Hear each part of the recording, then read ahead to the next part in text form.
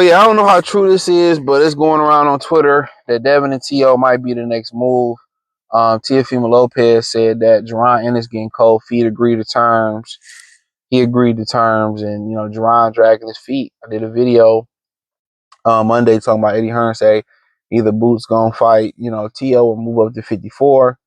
So I mean, if you Jaron Boots Ennis, I mean, what fight at 54 you gonna get that's more lucrative than Teo right now?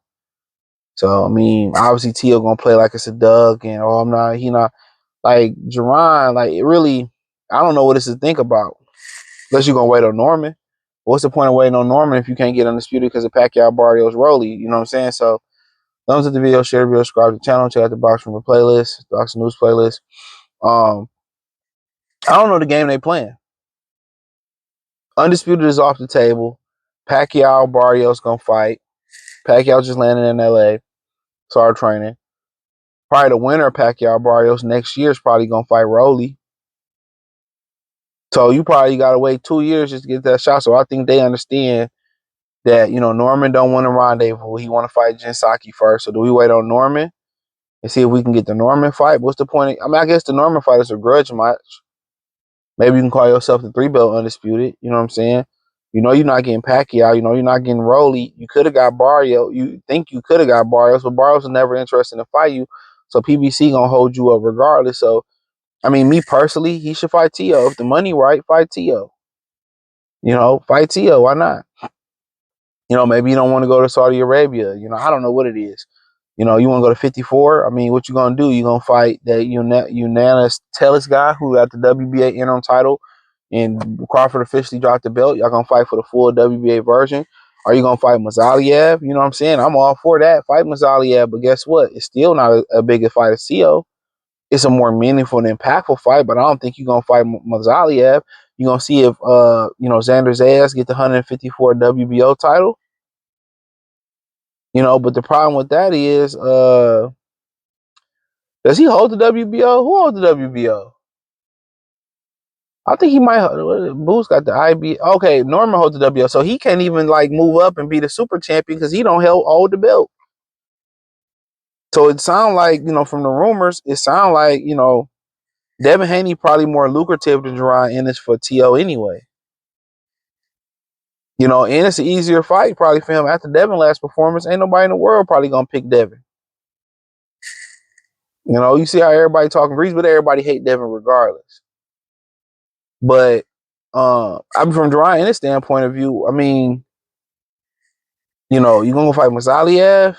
I doubt it. You gonna go fight that Cuban for the vacant WA who the interim title? I mean, okay. You gonna wait for Xander Zayas? Come on, you're not getting Fondor Timzu. So I don't know. I mean, I don't understand what's the hesitation on fighting TeoFemale Lopez. It's a big fight.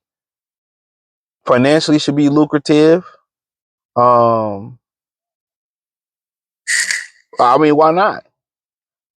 It was so funny to me is that the Boots camp come off arrogant. They come off very arrogant, like certain things are beneath them. If it's beneath you and they paying you, treat the nigga like he beneath you. Treat Teo like he beneath you. They come off very arrogant, like certain things are beneath them, like going through the due process. You got it. However you get your big fight, that's how you got to get it. Bernard got his big fights while smaller guys moving up, whether it was Oscar De La Hoya, Felix Trinidad, Marvin Hagler was the same way. Whether it was Tommy Hearn, Sugar Ray Leonard, didn't he fight Roberto Duran as well too? So it was smaller guys coming up. That's how he made his name with big name fights. So that's just the history of boxing. Bigger names. Oscar De La Hoya, biggest fight he was involved in was when Mayweather moving up. One of the biggest Canelo fights he may be involved in, we don't know how financially it's going to do, will be a smaller guy moving up. That's historically. The biggest Tyson Fury fight he been involved in was Usyk moving up. That's history. Historically, that's how it go. We've seen it time and time again in the sport of boxing. The biggest fight John Ruiz was involved in was Roy Jones moving up. Somebody commented, like, CJ, Tommy Hearns moved up, got 175, and Tommy Hearns, them motherfuckers was built different back in the day. Like you look at welterweight Sugar Ray Leonard, welterweight Tommy Hearn, them motherfuckers started at welterweight. You know what I'm saying? They were. I mean, De La Hoya was a big welterweight. He started at what? Super featherweight. They were just built different back then. But I mean, we'll see. He look, Bernard Hopkins fought, and Bernard Hopkins had a. First off, Bernard Hopkins was 168 pounder. He debuted at 168, squalls down to 160. I think before he fought Tarver, you can tell me if I'm wrong.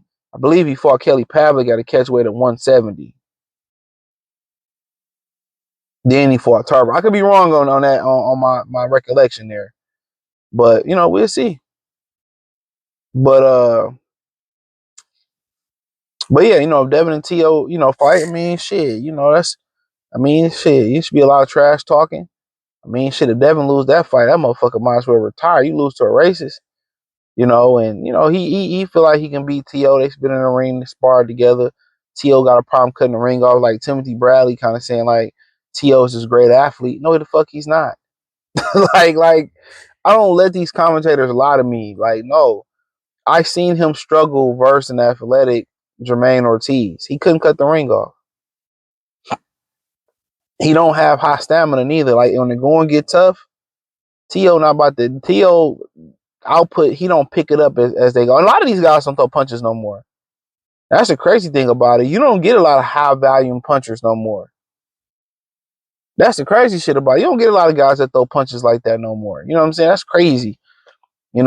But yeah, he ain't no high volume guy, but going up to 47, or him and Dev. I mean, obviously, we got a chance to see the fight at 35 or 40. It'll be a little better, but I mean, shit, fuck it.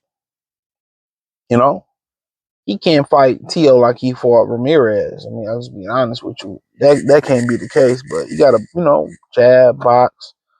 Teo gonna look to catch him. With Teo power ain't what it used to be. So I mean, honestly, if you had to ask me this, which one I would rather see, I think at this point I'd rather see Teo on boots. Only because of Devin last performance, and then also because I mean they already kind of been building it up. That's the main reason. They kind of already been building it up. I want to see it. And Teo is a better fighter when his back against the wall. He's a better fighter.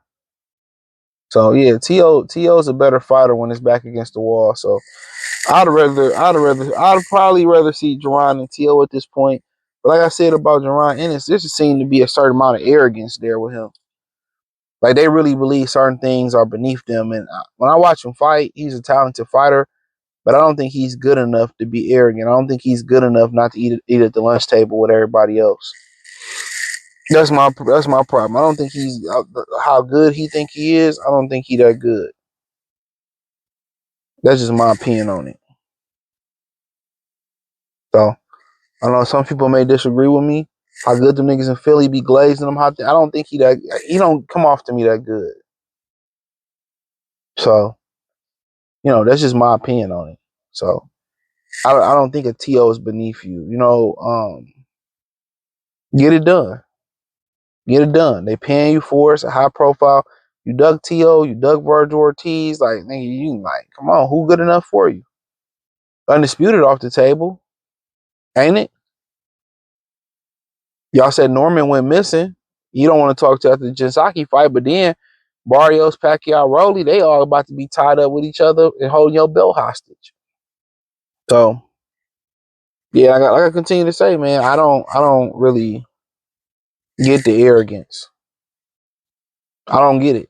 Well, I'm above everybody, and I'm T.O. It's beneath me. That's what I'm getting at. He really don't want to fight. He's beneath me. I would cring. Okay, do it. You need a landmark fight to get you on the map, and you ain't. No matter how big they think he is, no Diddy, no Harvey Weinstein, no Kevin Spacey, no Kanye.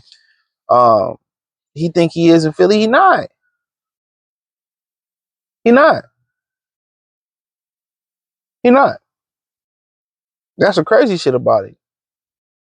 A TO fight would be a good platform to, spring you up to where you go. You need to be at. But I really believe he thinks he above the program. That's the crazy shit about it with me. He should be chomping at the bits to do this fight. What you waiting on? And I know they probably got to settle with the mandatory, but I feel like, and they talking about doing it in August, Teo and Ennis in August. So you got to settle with the mandatory before you can accept terms. So, but at this point, do the belt really matter? For Teo, it would, but you know, at the end of the day, does the belt really matter? You know, Eddie was saying Boots was gonna move up after the fight with Karen Turkajan. So maybe I was on to something with him looking drained, but hey, it is what it is. If it's Devin and Teo or Teo and Jaron, I'm interested. So let me know what y'all think. Check the Box Rumor playlist out. Hit the link. Check the Box News playlist out. Hit the link tree. Join the Patreon. Follow me on X, Free Game 89, Motor City Sports Talk. All that's there. Instagram. Appreciate the love, support. Let me know what you girls and guys think in the comment section. Other than that, peace.